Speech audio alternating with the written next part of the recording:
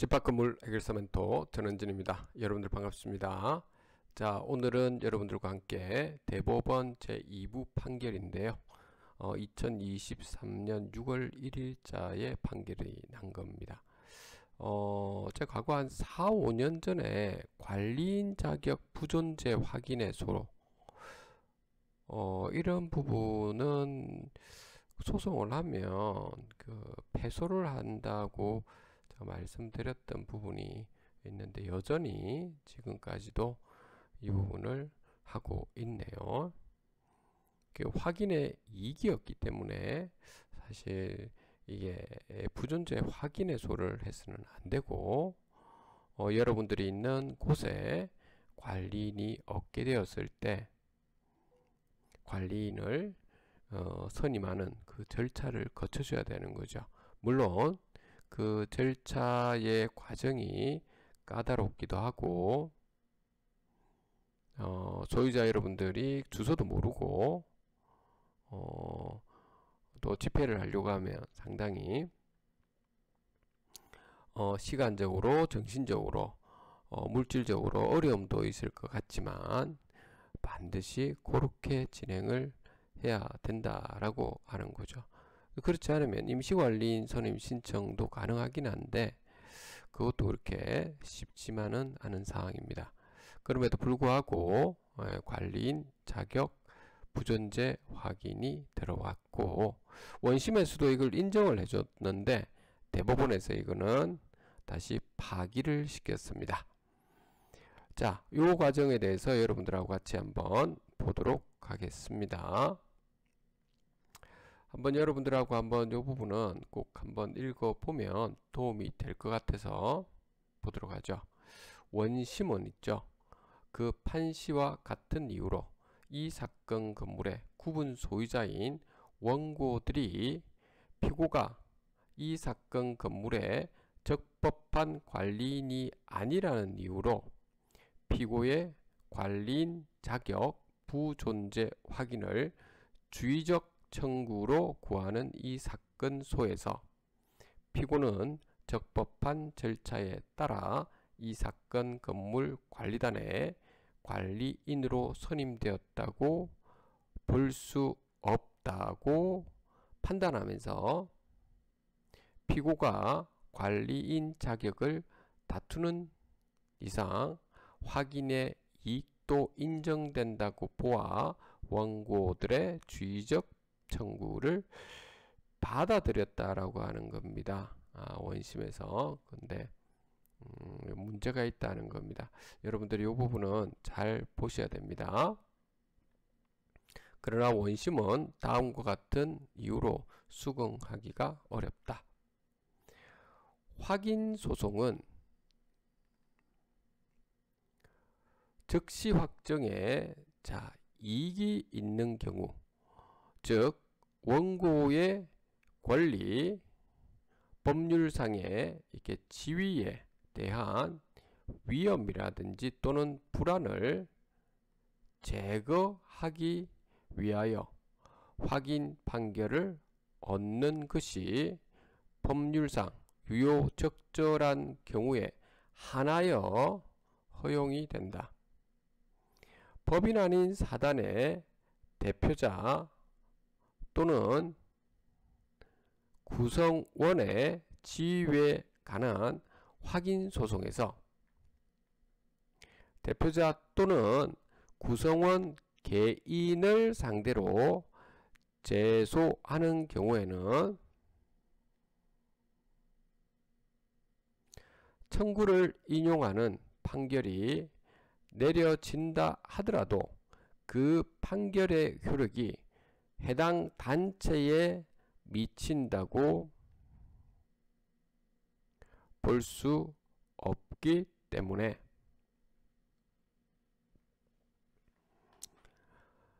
대표자 또는 구성원의 지위를 둘러싼 당사자들 사이의 분쟁을 근본적으로 해결하는 유효적절한 방법이 될 수 없으므로 그 단체를 상대로 하지 않고 대표자 또는 구성원 개인을 상대로 한 청구는 확인에 이익이 없어 부적법하다라고 되어져 있죠. 상당히 논리 정연하게 잘 나와져 있습니다. 확인의 소에서 확인의 이익 유무는 직권조사 사항이므로 당사자의 주장 여부에 관계없이 법원이 직권으로 판단하여야 한다. 자, 그 다음 넘어가 볼게요. 원고들은 피고가 적법한 절차에 의해서 이 사건 건물 관리인으로 선임되지 않았음에도 이 사건 건물 구분 소유자들로부터 관리비를 징수하였고, 자, 관리비를 징수했다는 거, 여러분들도 관리비를 징수했다는 게 목적이 돼서는 안 됩니다. 여러분들 관리비를 징수하였고, 징수한 관리비를 적법한 절차에 따라서 사용하지 않았으며 원고들을 비롯한 구분 소유자들의 관리단 집회,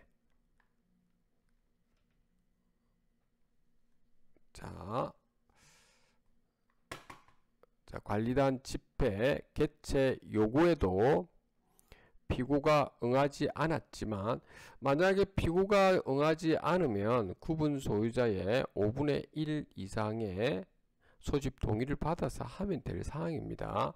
원고들로부터는 이 사건 건물 구분 소유자들의 연락처를 파악할 수 없어서 적법한 절차에 따라서 이 사건 건물 관리인을 선임할 수도 없었다고 주장하면서, 만약에 여러분들이 있는 건물에 이런 경우가 있고 착의 사항이었다라고 하면 관리단 집회를 하기도 힘든 사항이다 라고 하면 임시관리인 선임 신청을 하시면 되는 겁니다. 쉽지만은 않습니다. 이 사건 소의 주의적 청구로 피고의 이 사건 건물 관리인 자격 부존재 확인을 구하고 있다. 원고들의 이와 같은 소제기는 원고들 뿐만 아니라 이 사건 건물 구분 소유자 전체에 대한 피고의 관리 행위를 저지하고, 자, 여러분들이 여기서 보셔야 될 부분이, 그러니까 원고들 뿐만 아니고, 그렇죠, 이게 이 건물 전체 구분 소유자들은 참칭 관리인, 즉 가짜 관리인에 대해서 피고의 관리 행위를 저지하고 새로운 관리인을 선임해서 좀 투명하게 건물 보존 관리가 되도록 하는데 목적을 두는 거지, 그렇죠? 거기에 목적을 두는 거잖아요. 이 사건 건물의 관리를 맡기려는 목적에 따른 것이지, 이렇게 나오잖아요. 보세요. 단순히 피고가 원고들에 대하여 관리비 징수의 행위를 하는 것을 저지하려는 개인적인 목적에 따른 것은 아닌 것으로 보인다. 그렇죠? 예를 들어서 여러분들이 참칭 관리인이라도 관리단 집회를 해야 됨에도 그 참칭 관리인도 하려고는 했는데 그 할 수 없는 이런 상황이 만약에 벌어졌고, 그럼에도 불구하고 관리비라든지 각종 공용 부분에 대한 보존 관리는 적법하게 하고 있을 때는 아무런 문제가 없는 겁니다. 그리고 차후에 적법한 절차로 관리는 뽑으면 되는 거죠. 이러한 원고들의 소제기 목적을 고려하면 원고들은 이 사건 건물 관리단을 상대로 하여 피고의 지위 또는 자격 부존재에 관한 확인 판결을 받아야 이 사건 건물 관리인의 지위 또는 자격을 둘러싼 법률 관계의 위험이라든지 불안을 유효적절하게 제거할 수 있고, 이 사건 건물 관리단에 효력이 미치지 않는 피고 개인을 상대로 한 확인 판결만으로는 분쟁을 근본적으로 해결할 수가 없다. 그렇죠. 왜 그러냐면 그래 관리인이 아니다라고 해봅시다. 그렇다고 해서 누군가는 그 건물의 관리를 해야 될 거 아닙니까? 어쨌든 간에 건물 보존 관리 행위는 해야 되잖아요. 그럼 그러면 우리가 가서 하겠다라고 하시는 분들이 있겠죠. 원고 측에서. 근데 여러분들도 관리인이 아니기 때문에 적법한 절차로 할 수는 없는 거죠. 그러면 여러분들이 와가지고 건물 보존 관리하는 것도 부적법하잖아요. 이렇게 되면 악순환이 지속되는 거죠.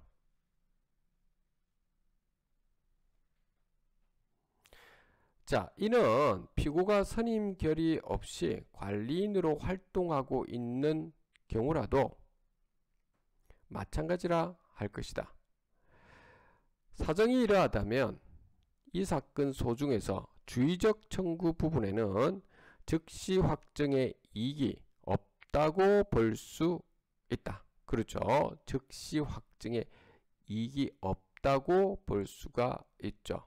왜? 근본적인 그 관리단의 건물의 보존 관리에 대한 분쟁을 해결할 수 없기 때문에 그런 거죠. 따라서 원심으로서는 원고들이 주의적 청구 부분에서 피고와 다투는 부분이 무엇인지를 잘 살펴 피고에 대해서 관리인 자격 부존재 확인을 구하는 것이 원고들에게 유효, 적절한 수단으로서 즉시 확정에 이익이 있는지 여부를 판단한 다음에 그러한 이익이 없다면 이 사건 소중에서 주의적 청구 부분을 각하하였어야 했다.